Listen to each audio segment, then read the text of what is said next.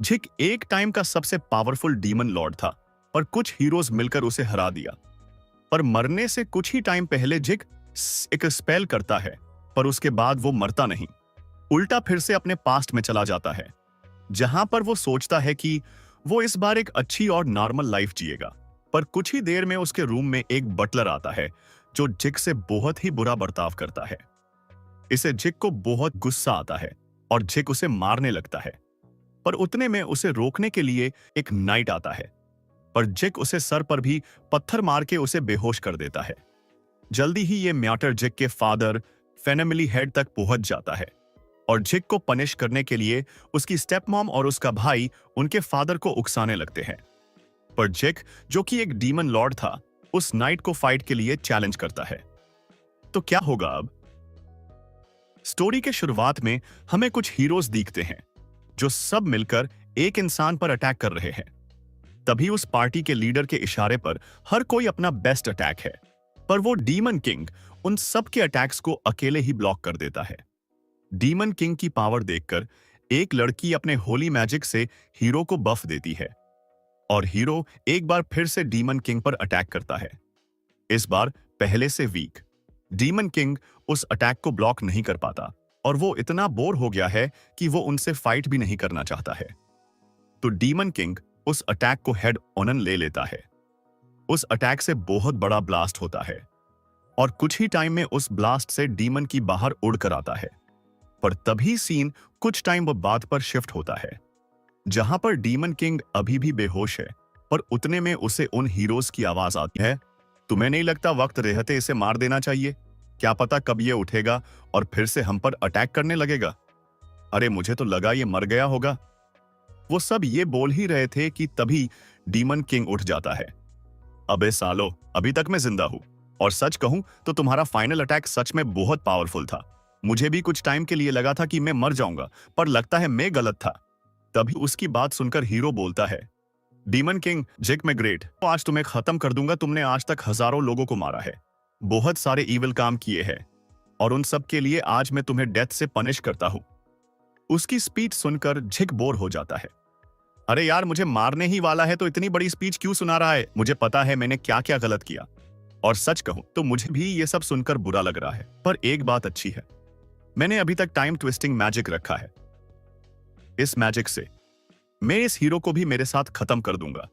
वैसे मुझे पता तो नहीं ये मैजिक कैसे वर्क करता है, पर छोड़ो, इसे क्या फर्क पड़ता है। जिक ये सोच ही रहा था कि उतने में हीरो उस पर अटैक करता है। उस हीरो का अटैक एमसी के बॉडी को कट करने लगता है, पर वही दूसरे साइड जिक अपना टाइम स्पेल प्रिपेयर करता है और सही टाइम देखकर हीरो पर अटैक करता है। उस स्पेल से हीरो का आर्मर टूट जाता है, उसे एक प्लांट ग्रो होने लगता है। उस स्पेल को देखकर हीरो को बहुत गुस्सा आता है। ये मैजिक तुम्हें कैसे पता है? हीरो को गुस्से में देखकर एमसी खुश हो जाता है। तुम्हारा फेस देखकर लगता है कि मेरा मैजिक वर्क कर रहा है। पर एमसी आगे कुछ बोल सकता, इससे पहले हीरो उसे मार देता है। पर मारने के बाद जिक गायब नहीं होता और उल्टा वो फिर से पास्ट में आ जाता है, जहां पर वो अपने नींद से उठता है और अपने पुराने घर को देखकर शॉक हो जाता है। कुछ टाइम तक तो उसे भरोसा ही नहीं होता कि वो सच में पास्ट में आ गया है, क्योंकि उसे नहीं पता था कि वो मैजिक कैसे वर्क करता है। उसे तो लगा था उस मैजिक से हीरो भी उसके साथ मर जाएगा। पर यहां पर तो उस मैजिक के वजह से एमसी टाइम में पीछे पहुंच गया है और अब प्रेजेंट में उस मैजिक के बारे में सोचकर जिक टेंशन में आ जाता है, क्योंकि उसे याद ही नहीं है कि उसने वो मैजिक कहां से सीखा था। पर वो इस सब पर ज्यादा ध्यान नहीं देता और अपने सिचुएशन के बारे में सोचने लगता है। अब मैं कहां से स्टार्ट करूं? मैं फिर से मेरे घर में आ गया हूं, जिसे मैंने बहुत साल पहले छोड़ दिया था। पर मैंने घर छोड़ा क्यों था? मुझे इसके बारे में कुछ याद नहीं आ रहा है। हाँ, मुझे याद आया, जब मैं इस घर में था तब हर कोई मुझे लूजर समझता था, यहां तक कि घर के बटलर भी मुझसे अच्छे से बात नहीं करते थे। उतने में जिक के रूम में एक बटलर आता है। ओए यंग मास्टर, अभी भी तू अपने रूम में क्या कर रहा है? उस बटलर को देखकर एमसी सोचने लगता है, ये कौन है? मुझे इसके बारे में कुछ याद नहीं है, पर जाने दो, ये एटलीस्ट मुझे यंग मास्टर तो बोल रहा है। पर तभी वो बटलर फिर से बोलता है, यंग मास्टर, आप किसी काम के नहीं हो। आप रोज इस टाइम बाहर जाते हो, पर लगता है अपने अब वो भी करना बंद कर दिया। वैसे मुझे आपसे यही उम्मीद थी, आप जैसा इंसान कर भी क्या सकता है।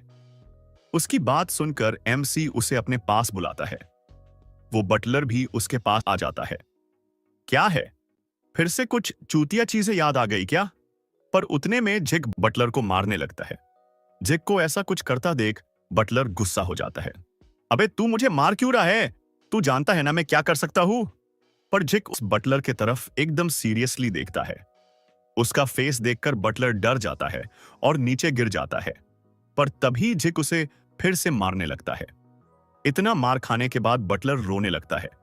मुझे माफ कर दो, मुझे जाने दो, मैंने कुछ नहीं किया है, प्लीज कोई मेरी मदद करो। जिक के रूम में ये हो ही रहा था कि उतने में वहां पर एक नाइट आ जाता है। यहां पर ये क्या हो रहा है? नाइट को देखकर बटलर उसके पास जाके जिक के बारे में सब कुछ बता देता है। नाइट भी उसकी बात सुनकर एमसी को पूछने लगता है, यंग मास्टर आप ऐसा कैसे कर सकते हैं? उसे देखकर एमसी को और गुस्सा आता है। ये चूतिया तो इस बटलर से भी ज्यादा बोल रहा है। उतने में एमसी के दिमाग में एक प्लान आता है और वो नाइट के पास जाता है। उसे देखकर नाइट बोलता है, यंग मास्टर क्या हो गया? मैंने अभी आपसे कुछ पूछता था, आप आंसर क्यों नहीं दे रहे? पर जिक उसे पूछता है, क्या कोई सर्वेंट अपने मास्टर से ऐसे बात करता है? उसकी बात सुनकर नाइट बोलता है, क्या आप मुझे वार्निंग दे रहे हैं? आप क्या ही कर लोगे? क्या आप मुझे भी इस बटलर के जैसे मारने वाले हो? उसकी बात सुनकर जिक उसके कंधे पर हाथ रखता है। तुम सही हो, जो डॉग अपने मालिक की बात नहीं सुनता उसे मारना ही चाहिए। एमसी की वार्निंग सुनकर नाइट को बहुत गुस्सा आता है। तुम्हें क्या लगता है तुम मुझे तुम्हारे स्किल्स के साथ हरा सकते हो? नाइट की बात सुनते सुनते जिक एक टेबल पास चला जाता है। तुम सही बोल रहे हो, मेरे अभी के स्किल्स के साथ मैं तुम्हें हरा नहीं सकता, पर मालिक को अपने डॉग को खुद ही कंट्रोल करना चाहिए। एक बार फिर से डॉग नाम सुनकर नाइट को और गुस्सा आता है। तुम्हें पता है ना तुम किससे बात कर रहे हो? पर वो आगे कुछ और बोल सकता, इससे पहले एमसी उसके ऊपर एक चादर फेंकता है। एमसी को ऐसा कुछ करता देख बटलर शॉक हो जाता है। पर अगले ही पल एमसी एक गमले से नाइट पर अटैक करता है और उसका सर फोड़ देता है। अबे चूतिया नाइट, तुझे क्या लगा मैं बस फाइट करके तुझे हरा सकता हूं? लगता है अब बस एक और इंसान बाकी है जैसे मुझे सबक सिखाना है। इतना बोलकर एमसी बटलर की तरफ देखता है। पर तभी सीन कुछ टाइम बाद पर शिफ्ट होता है, जहां पर एमसी को उसके फादर ने अपने रूम में समन किया है। मेरे लास्ट लाइफ में इस दरवाजे के उस पर जाने से मैं बहुत डरता था, पर अभी मुझे इस दरवाजे को क्रॉस करना छुतियापा लग रहा है। फिर भी एमसी दरवाजा ओपन करके उस रूम में चला जाता है। उस रूम में एमसी के फादर के साथ साथ और भी कुछ लोग हैं। उतने में नाइट एमसी की तरफ गुस्से में देखता है। तभी हमें कुछ टाइम पहले का सीन दिखता है, जहां पर जिक का सौतेला भाई नाइट को जाके बताता है कि उसके डिफीट से फादर को बहुत बुरा लगा है। पर वो फिर भी नाइट को समझता है कि इसमें उसकी कोई गलती नहीं है और वो जिक को पनिश करने में उसकी मदद करने वाला है। और अभी प्रेजेंट में एमसी को देखकर उसका फादर बोलता है, तुमने आने में बहुत देर कर दी, तुम ऐसा क्या कर रहे थे? पर फादर को देखकर भी जिक को फर्क नहीं पड़ता। फादर क्या है, मुझे यहां पर क्यों बुलाया है? अपने बेटे का बिहेवियर देखकर फादर को बहुत गुस्सा आता है। क्या तुम इतने बड़े हो गए हो कि अब तुम अपने फादर को ग्रीट करना भी भूल गए? तभी उनकी बात सुनकर एमसी धीरे से बोलता है, ग्रीट करने का क्या फायदा? वैसे भी आप कहां मुझ पर ध्यान देते हो? जिक की बात सुनकर उसका फादर और भड़क जाता है। क्या ऐसे तुम मेरे किंगडम को मेरे बाद कंट्रोल करोगे? तुम्हें पता है ना तुम मेरे फर्स्ट बेटे हो, पर तुम्हारे एक्शन से तुम मुझे सबसे घटिया लग रहे हो। अपने फादर की बात सुनकर एमसी फिर से बोलता है, क्या आपका फर्स्ट बेटा, आपका किंगडम?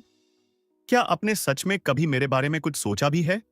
इस बार जिक की बात सुनकर उसकी स्टेप मॉम बोलती है, देखा मैंने कहा था ना ये बहुत बिगड़ गया है और अब तो वो आपसे भी अच्छे बात नहीं कर रहा है। अपने स्टेप मॉम और भाई को देखकर जिक को फिर से उसका पास्ट याद आता है। ये दोनों मेरे लास्ट लाइफ में भी ऐसे ही थे। ये दोनों सच में मुझे इस घर से निकालना चाहते हैं, पर मैं ऐसे यहां से नहीं जा सकता। इतना सोचकर जिक उसके फादर को ग्रीट करता है। फादर, आप कैसे क्या सोच सकते हैं कि मैं आपको ग्रीट नहीं करूंगा? और मदर, आप मेरे बारे में इतना बुरा कैसे बोल सकती हो? मैं तो आपसे कितना ज्यादा प्यार करता, पर फिर भी मुझे बस इस बटलर और नाइट लिए यहां पर बुलाया है। फादर मुझे माफ कर देना, मैंने ऐसा कुछ नहीं करना चाहिए था, मेरी गलती हो गई।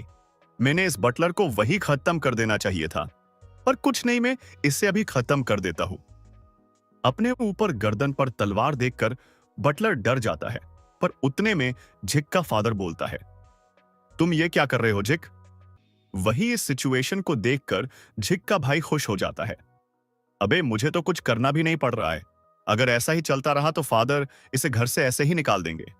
उतने में जिक बोलता है, फादर मैं तो बस चीजें राइट कर रहा हूं, या आपने मुझे इसीलिए यहां पर बुलाया है ना? पर तभी उसकी मदर फिर से बीच में बोलती है, ये तुम क्या कर रहे हो? इसमें तुम्हारी ही गलती थी, तो तुम इस बटलर को क्यों मार रहे हो? उनकी बात सुनकर जिक बोलता है, तो आप कहना चाहती हो कि मैं झूठ बोल रहा हूं? एमसी की बात सुनकर बटलर डर जाता है। क्यों? कि अगर इस सिचुएशन में वो बोलता है कि जिक झूठ बोल रहा है तो भी वो मरेगा, और अगर वो सच बोलेगा फिर भी वो मरेगा। वही अपने स्टेपमॉम को बटलर की साइड लेते देखकर एमसी शॉक हो जाता है। ये स्टेपमॉम इस बटलर का साथ क्यों दे रही है? क्या इन्हें मैं सच में पसंद नहीं, इसीलिए वो ऐसा कर रही है? उतने में बटलर कुछ बोलने ही वाला था कि तभी उसके आगे नाइट आता है। लॉर्ड यंग मास्टर झूठ बोल रहे हैं, मैंने खुद ने देखा है कि वहां पर क्या हो रहा था। नाइट को देखकर एमसी हंसने लगता है। अरे इस देखो तो, ये खुद को क्या समझता है? वही दूसरे साइड एमसी के स्टेपमॉम नाइट के पास जाती है। सर बैनर, क्या आप सच बोल रहे हैं? क्या जिक ने ही इस बटलर को मारा है? उनकी बात सुनकर नाइट बोलता है, यस काउंटेस, मिस्टर जिक ने मुझे और बटलर हम दोनों को मारा है। उनकी बात सुनकर एमसी बोलता है, तुम्हें शर्म नहीं आती ऐसा कुछ बोलने में?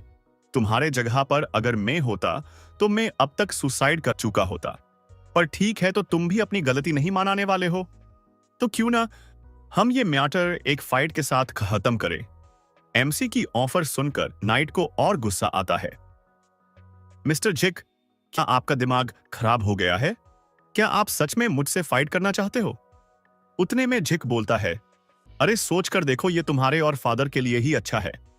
अगर तुम मुझे फाइट में हराते हो तो फादर मुझे उस वजह से घर से भी निकाल सकते हैं। जिक की बात सुनकर उसका फादर उसके तरफ गुस्से में देखता है। ठीक है, मैं इस फाइट के लिए परमिशन देता हूं। ये ऑर्डर सुनकर नाइट खुश हो जाता है, जैसा आप चाहे यंग मास्टर। पर वही दूसरे साइड जिक खुश हो जाता है। थैंक यू फादर, आप चाहे तो प्लेस और टाइम सोचकर मुझे बता सकते हो। इतना एमसी वहां से जाने लगता है। उसे जाता देख उसका फादर सोचता है, मैं तो बस उसे थोड़ा सा डांट कर वापस भेज देने वाला था, पर लगता है जो हो रहा है वही सही है। और एक बार जिक फैमिली से बाहर चला गया तो मैं मेरी जगह मेरे सेकंड सन को दे सकता हूं। वो ये सोच ही रहा था कि तभी जिक बोलता है, फादर, एक और बात में भी खुद को चेंज करने का ट्राई कर रहा हूं, क्योंकि मुझे एक बात समझ गई है, मुझे जो चाहिए उसके लिए मुझे खुद को बदलना पड़ेगा। उसकी बात सुनकर एक बार फिर से उसका फादर शॉक हो जाता है। इस बार तुम्हें क्या चाहिए? क्या तुम मेरे टाइटल के पीछे पड़े हो? फादर की बात सुनकर जिक को बहुत बुरा लगता है। फादर, आपसे बात करके कुछ फायदा ही नहीं है। ठीक है, फिर मिलते हैं फाइट के दिन। तभी सीन शिफ्ट होता है और हमें एमसी दिखता है जो ट्रेनिंग कर रहा है, पर उसे जल्दी ही समझ जाता है कि उसकी बॉडी अभी भी बहुत वीक है और उसे पहले जितना ताकतवर बनने के लिए अभी बहुत टाइम लगेगा। पर एक टाइम था जब इस उम्र में जिक अपने फादर को इंप्रेस करना चाहता था, पर उस वक्त वो तलवार चलाना भी कभी सीख नहीं पाया। पर उस वक्त उसके अंदर जो पावर थी उसके बारे में उसे बिल्कुल अंदाजा नहीं था। नॉर्मल लोगों का माना लेवल स्टार्ट से फिक्स होते हैं, पर मेरे माना लेवल नॉर्मल लोगों से बहुत हाई थे। उतने में जिक अपने पावर से एक अटैक करता है। उस अटैक से फ्लोर टूट जाता है, पर ज्यादा माना उसे करने के वजह से उसके सीने में दर्द होने लगता है, क्योंकि अभी भी उसकी बॉडी उसके माना को कंट्रोल नहीं कर पा रही है। उतने में जिक अपने पास्ट लाइफ के बारे में सोचता है। लास्ट लाइफ में मेरे पास एक ड्रैगन जितना माना था और लोग मुझे डीमन किंग बुलाते थे। पर इतनी सारी पावर मिलने के बाद मुझे ऐसा लगने लगा था जैसे कि मैं किसी के प्लान का हिस्सा हुआ और कोई मुझे बस कंट्रोल कर रहा था, क्योंकि हर टाइम जब भी मैं कुछ अच्छा करने जाता था कुछ ना कुछ गलत ही होता था। पर उतने में जिक उसके पास्ट के बारे में सोचना बंद करता है और फिर से उठ जाता है। तभी उसे अपने भाई की प्रेजेंस महसूस होती है। ऐसे चुप कर मुझ पर नजर रखने की क्या जरूरत है? एमसी की बात सुनकर उसका सौतेला भाई पेड़ के पीछे से बाहर आता है। अरे भाई, मैं तो बस चेक कर रहा था और लगता है तुम्हारा माना अवेकंड हो गया है। पर तुम्हें नहीं लगता इस सब से कुछ नहीं होने वाला है? तुम्हें सच में लगता है तुम अपने स्किल्स के साथ सर बैनर से जीत सकते हो? भाई, ये चीजें तुम्हें सूट नहीं करती। सच कहूं तो तुम जैसे जी रहे थे वैसे ही जीते तो अच्छा होता। पर तभी झिक उसके पास आ जाता है और गुस्से में कुछ टाइम तक उसे देखने के बाद बोलता है, ऐसा लग रहा है तुम डर गए हो। तुम्हें क्या जरूर लग रहा होगा कि अगर मैं सुधर गया तो फादर मुझे नेक्स्ट फैमिली हेड बना देंगे। पर इस पर उसका भाई बोलता है, मैं क्यों तुम डरने लगूंगा, और वैसे भी तुम बैनर को हरा नहीं सकते। और वैसे भी झिक, जब तक तुम मुझे हरा नहीं देते तब तक मैं पीछे नहीं हटूंगा। उसकी बात सुनकर झिक बोलता है, ऐसा है मेरे छोटे भाई तो ठीक है, जैसा तुम चाहते हो वैसा ही होगा। देखते हैं इस फैमिली सक्सेशन वॉर में कौन जीतेगा। झिक की बात सुनकर उसका भाई शॉक हो जाता है, पर उतने में एमसी फिर से बोलता है, ठीक है तो प्लेस और टाइम में तय करूंगा। तभी सीन फिर से शिफ्ट होता है और हमें फाइटिंग वाला दिन दिखता है, जहां पर बहुत सारे लोग फाइट देखने के लिए प्रेजेंट है। उतने में बैनर बोलता है, आज मैं आपको दिखा दूंगा यंग मास्टर की आपने मेरे और बटलर के साथ गलत किया है और इसके लिए आज आपको सजा मिलेगी। पर एमसी बैनर पर ध्यान ही नहीं देता। अबे ये चूतिया क्या पागल है क्या, कब से क्या बोल रहा है। पर तभी एक सीनियर नाइट वहां पर आता है। क्या तुम दोनों रेडी हो? तो फिर फाइट स्टार्ट करते हैं। फाइट के स्टार्ट होते ही बैनर एमसी पर अटैक करने के लिए आगे बढ़ता है। एमसी भी उसके तरफ आता है और वो दोनों एक दूसरे से फाइट करने लगते हैं। नाइट के अटैक एमसी जैसे तैसे ब्लॉक करता है। भले ही तुम चूतिया हो पर तुम्हारे पास तलवार चलाने आती है। एमसी को कमजोर देखकर नाइट और खुश हो जाता है। यंग मास्टर, ये तो शुरुआत है, अभी तो मेरे पास और स्किल्स हैं। इतना बोलकर नाइट एमसी पर और अटैक करने लगता है। पहले तो एमसी जैसे तैसे ब्लॉक करता है, पर फिर थोड़ा पीछे हट जाता है। पर उतने में नाइट फिर से अपना अटैक चार्ज करता है और एमसी पर अटैक करता है। वही उनकी फाइट। दूर से एमसी के फैमिली मेंबर्स देख रहे हैं। उतने में उनकी फाइट देखकर एक सीनियर बटलर बोलता है, मुझे लगा था उसे कहीं ज्यादा यंग मास्टर फाइट कर रहे हैं। अभी तक उन्होंने सर बैनर के कई अटैक ब्लॉक किए हैं। सच में उनके अंदर बहुत टैलेंट है। पर तभी एमसी की स्टेप मॉम बोलती है, जो भी हो, पर मुझे नहीं लगता जिग बस अटैक ब्लॉक करके सर बैनर के खिलाफ जीत सकता है। पर उतने में सीनियर बटलर फिर से बोलता है, आप सही बोल रही हो, पर आप एक बात भूल गई कि यंग मास्टर को तलवार चलाना किसी ने नहीं सिखाया है, फिर वो तलवार के साथ इतने अच्छे हैं। बटलर की बात सुनकर एमसी के स्टेप मॉम को बहुत गुस्सा आता है। वही एमसी का फादर कुछ नहीं बोलता और बस फाइट देखता है। तभी जो पब्लिक एमसी और बैनर की फाइट देखने आई है, वो बैनर को सपोर्ट करने लगती है। उनका सपोर्ट देखकर बैनर एमसी से बोलता है, यंग मास्टर आप देख रहे हो, सारे लोग मेरे साथ हैं, वो सब चाहते हैं कि ये फाइट में जीतूं, तो आप बस अपनी हार क्यों नहीं मान लेते? अगर आप अभी भी फाइट कंटिन्यू करना चाहते हो तो लगता है आपको बहुत चोट लग सकती है। पर तभी उसकी बात सुनकर झिक बोलता है, तो तुम चाहते हो मैं हार मान लूं? अबे चूतिया, तू ऐसा सोच भी कैसे सकता है कि मैं तुझसे हार जाऊंगा? इतना बोलकर एमसी नाइट पर अपने माना के साथ अटैक करता है। उसका अटैक देखकर नाइट शॉक हो जाता है, पर वो फिर भी जैसे तैसे एमसी के अटैक्स को ब्लॉक करता है। पर उन अटैक से वह जैसे नाइट के नीचे का फ्लोर टूट जाता है।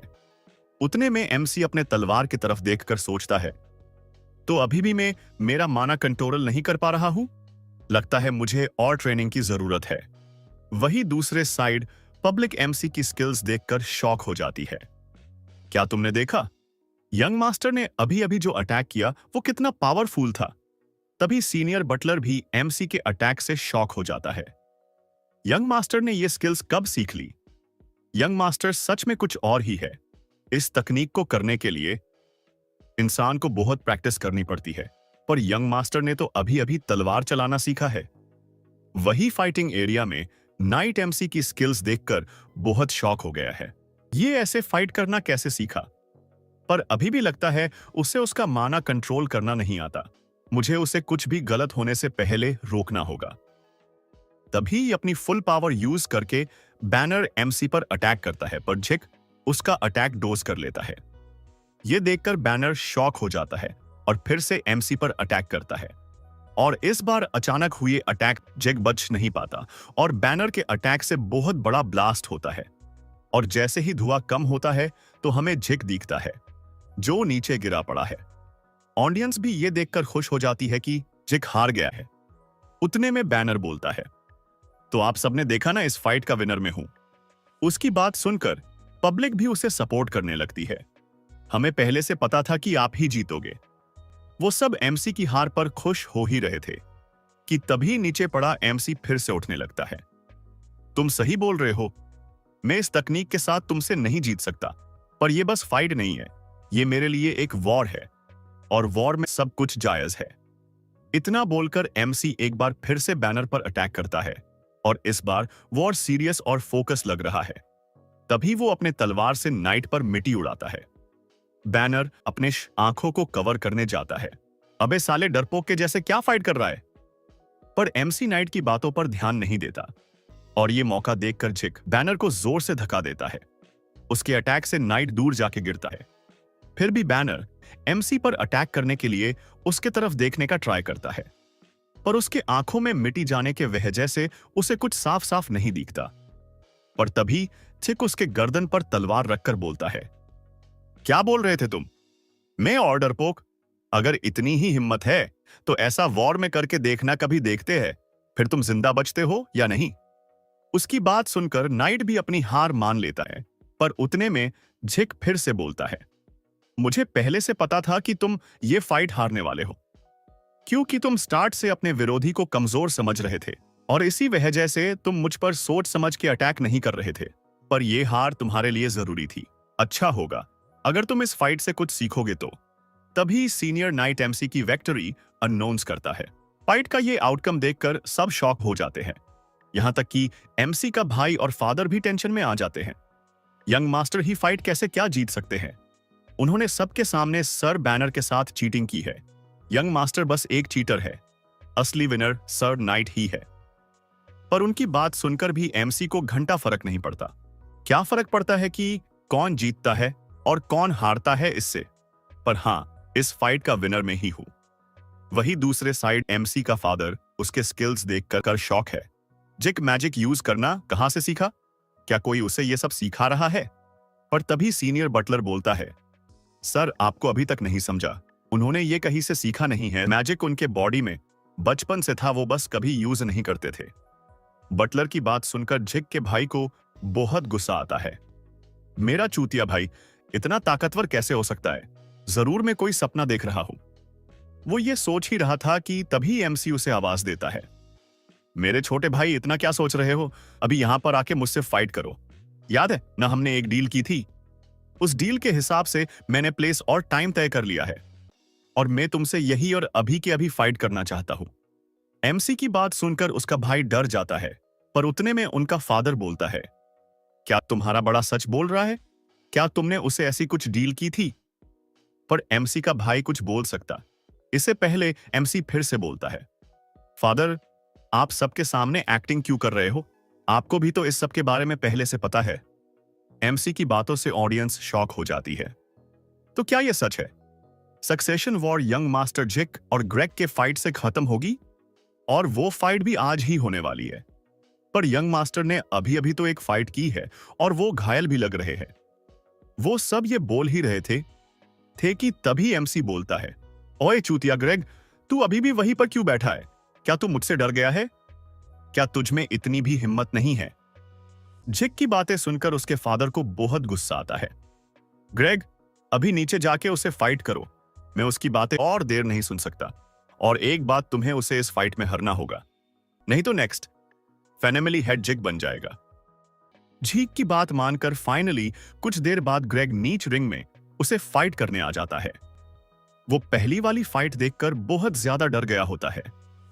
मुझे नहीं पता था कि झीक इतने जल्दी इतना ताकतवर हो जाएगा। मुझे तो हमेशा से लगा था कि झीक उसके मां की तरह ही पागल होगा, पर लगता है ऐसा नहीं है। ये सब ग्रेग सोच ही रहा था कि उतने में एमसी उसे आवाज देता है, ओए मेरे छोटे प्यारे भाई, क्या तू वहीं पर खड़ा रहने वाला है? क्या फाइट स्टार्ट भी करेगा? चल कुछ नहीं, तेरे बड़े भाई के तौर पर मैं ही फाइट स्टार्ट करता हूं। इतना बोलकर झीक उस पर अटैक करता है। पर ग्रेग उसका अटैक अपने ब्लेड से ब्लॉक कर लेता है। वो अटैक ब्लॉक करने के बाद ग्रेग को लगता है कि जीक बहुत ज्यादा थक गया है और उसके अंदर अब कोई ताकत नहीं बची है। और अगर ऐसा है तो वो आज जीक यहां पर हराकर सबके सामने साबित कर देगा कि नेक्स्ट रूलर कौन है। तभी ग्रेग अपने पूरे ताकत से जीक को पीछे धकेलने लगता है। ये देखकर तो जीक भी शॉक हो जाता है। जीक को पता है कि नाइट से फाइट करने के बाद उसकी बॉडी अब बहुत थक गई है और अब वो इस फाइट में ज्यादा मैजिक इस्तेमाल नहीं कर सकता और इसीलिए उसे ये फाइट जल्द से जल्द खत्म करनी होगी। इस सब के बारे में सोचकर जीक ग्रेग की ब्लेड अपने हाथों से पकड़ लेता है। ग्रेग, मेरे छोटे भाई, तुमने कभी खूनी फाइट के बारे में सुना है जिसमें लोगों के बॉडी पार्ट्स यहां वहां बिखर जाते हैं? उतने में जीक अपना माना इस्तेमाल करता है और ग्रेग की ब्लेड तोड़ देता है। यह देखकर ग्रेग के तो होश ही उड़ जाते हैं, पर तभी जीक गुस्से में उसके तरफ देखता है। ग्रेग, चुपचाप सरेंडर कर दो, वरना मैं तुम्हें यहीं पर सबके सामने खत्म कर दूंगा। इतना बोलकर जीक उसे अपने ब्लेड के हैंडल से मारने लगता है।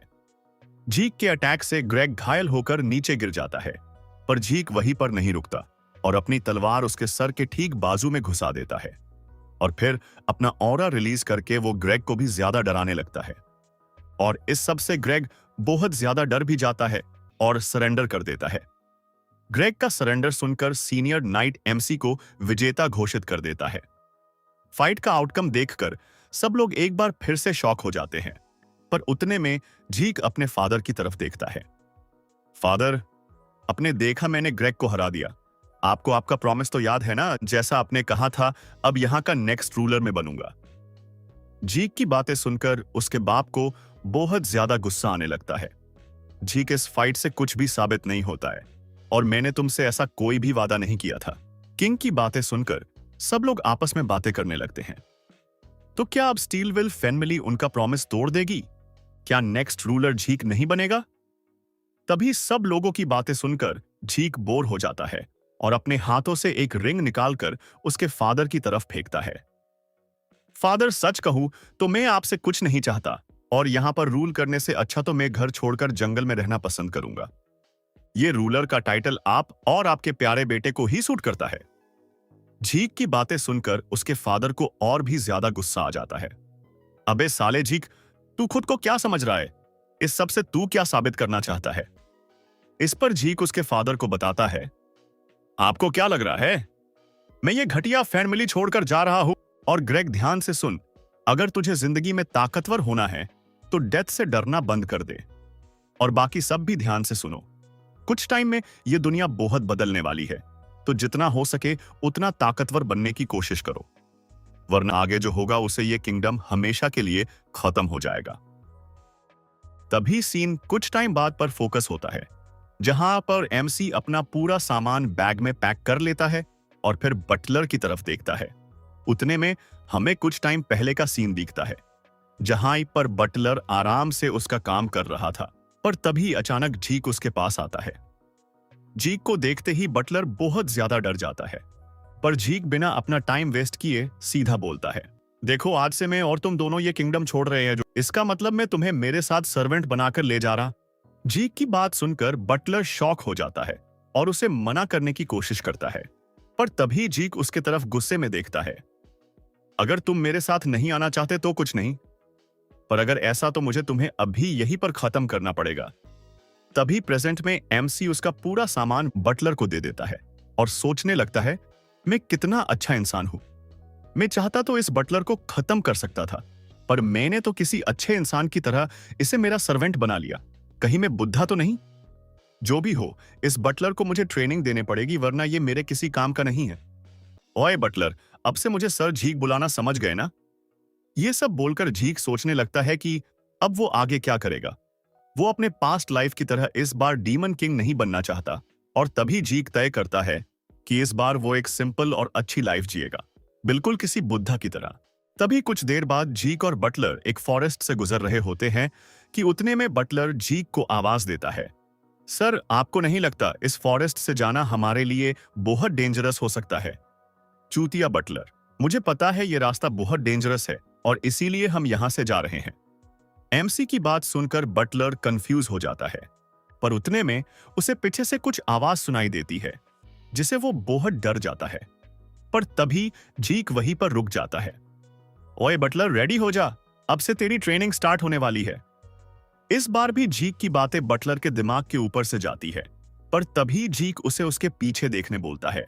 जैसे ही बटलर उसके पीछे मुड़ कर देखता है तो वो बहुत ज्यादा शॉक हो जाता है। पीछे झाड़ियों से एक मॉन्स्टर उनके ही तरफ देख रहा होता है।